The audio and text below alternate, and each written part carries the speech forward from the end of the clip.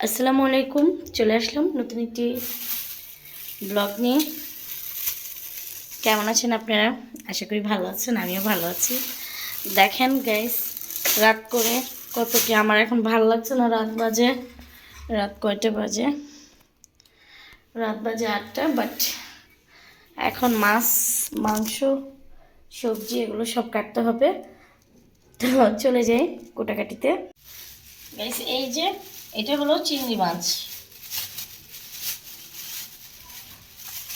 Maybe half KG দেশি চিংড়ি। হ্যাঁ, এই চিংড়ি এখন কখন বাঁচবো, কখন কি করব।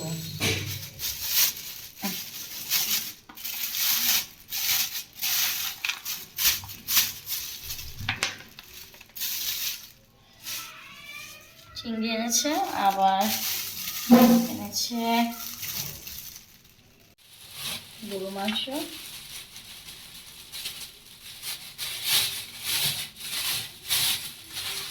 এখন রাত করে বিরিয়ানি রান্না করতে হবে।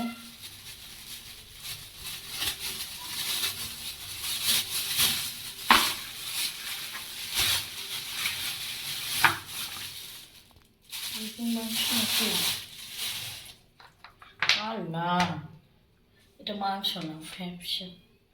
যাই হোক, বাজার থেকে জিনিস কিনলে আপনারা একটু দেখে শুনে কিনবেন। এই দেখেন গাইস, মাংসটা কিরকম। আমার মনে হচ্ছে এটা বাসি কিনা, আমি সে না। যাক, ওনারা আল্লাহর কাছে বলছে। আমি কেনার সময় ওনাদেরকে বলছিলাম, বাট ওনারা বলছে যে মানে কিরকম কেটেছে, এই যে আমি এই কারণে কিনতে চাইনি ওখান থেকে। যাই হোক, রাত করে মাংস কেউ আমার মতো কিনবেন না। মানে কি বলবো, বলার নেই কিছু। এই জাস্ট চর্বি, ঠকে গেলে যা হয় আর কি গাইস, ঠকে গেলে যা হয় আর কি। আমার মতো কেউ করবেন না এই ভিডিওটা করার কারণ হলো যে এমন অনেক মানুষ আছে যারা দিনের বেলা কাজকর্মে ব্যস্ত থাকে, রাতের বেলা অফিস করে, হয়তো বাসার সময় আমরা দেখা যায় যারা চাকরি বাকরি করি না, বাসায় থাকি, তাদের হয়তো বা প্রবলেম হয় না, তারা সকালবেলা চলে যায়। কিন্তু যারা দেখা যায় মানে জব করে, রাতে আসে, তখন তারা বেসিক্যালি বাজেটটা রাত করেই করে। তো এরকমভাবে কাউকে ঠকিয়ে দেওয়া, আই হোপ আমি আপনাদের ক্যামেরায় দেখা যাচ্ছে কি না জানি না। দেখেন এগুলো এই কোন ধর্ম উনি দিছে, ওনাকে আমি বললাম, উনি ফ্রেশ দিল। যাই হোক, আসলে ঠকে মানুষ শিখে। বাট মাছটা একদম ফ্রেশ, মোটা একটু খারাপ হয়ে গেল। 750 করে নিচ্ছে কেজি। যাক,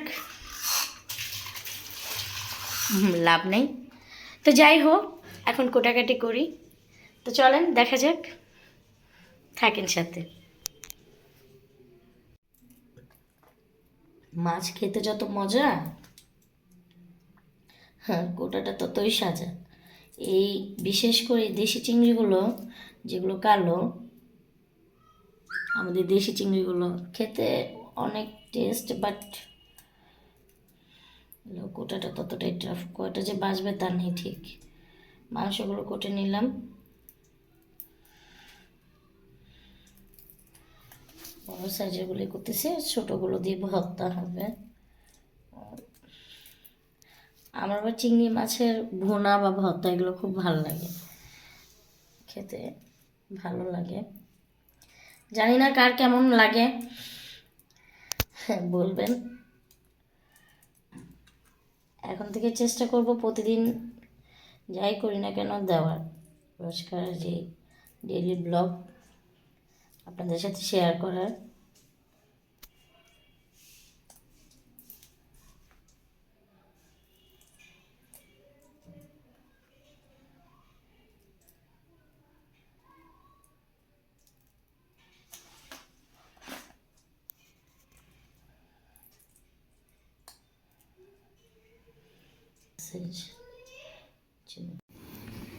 চলে আসলাম,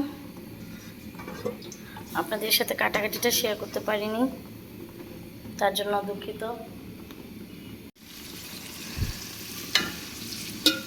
পেঁয়াজ দিয়ে দিলাম, দুটো তেজপাতা,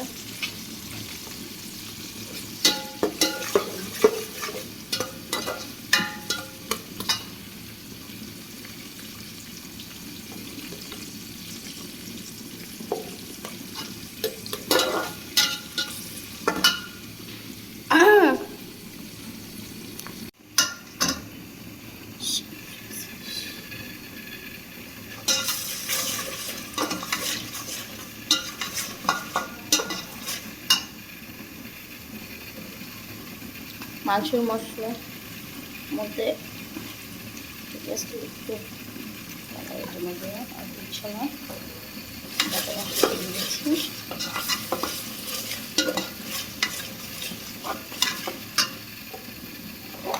এখানে দেওয়া হবে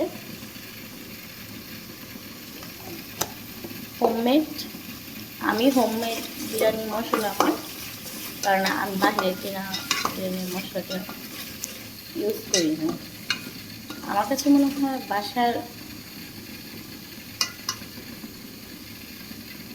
ওয়াও ব্র্যান্ড।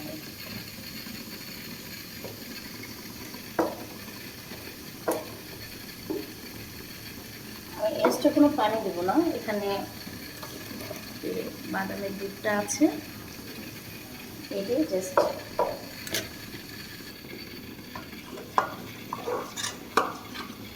কালারটা দেখেন গাইস।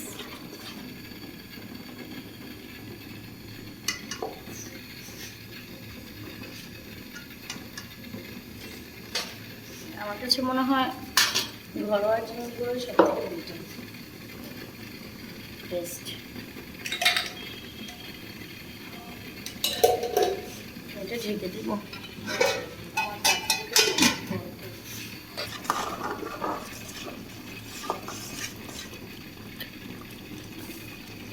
গ্যাস কালারটা দেখেন, আসলে আমার তো ক্যামেরাটা ততই না, এই দেখেন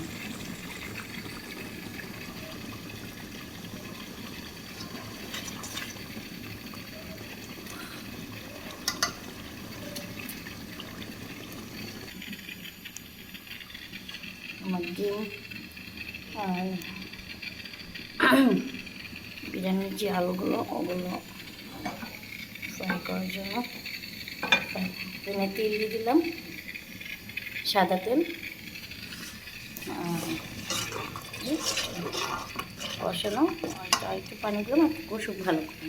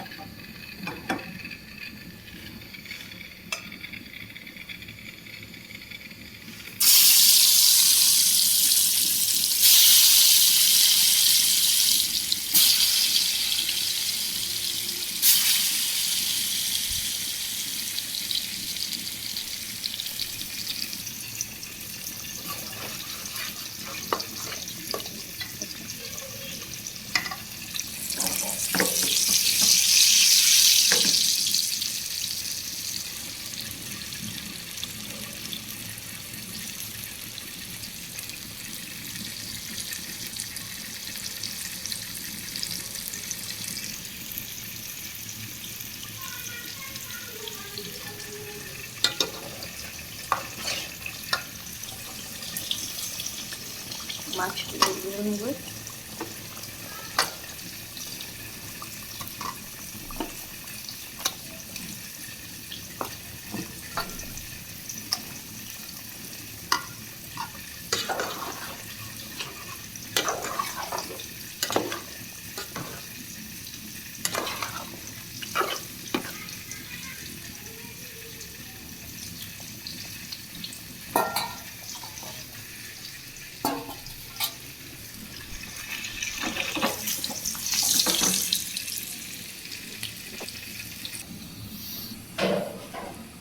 বেরেস্তার জন্য পেঁয়াজ,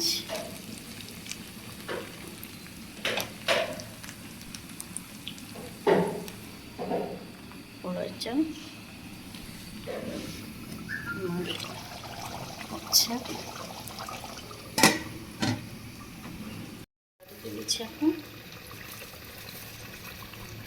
বিসমিল্লাহির রহমানির রহিম।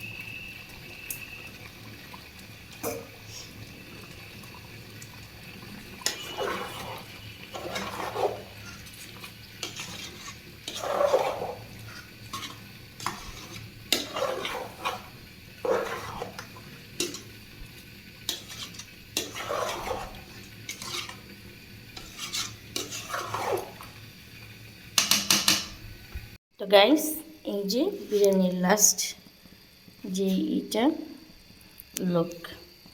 তো কেমন লাগলো আমার বিরিয়ানিটা কমেন্টে জানাবেন। ভালো লাগলে আমার চ্যানেলটা সাবস্ক্রাইব করবেন, বেশি বেশি লাইক কমেন্ট শেয়ার করবেন। আল্লাহ হাফেজ।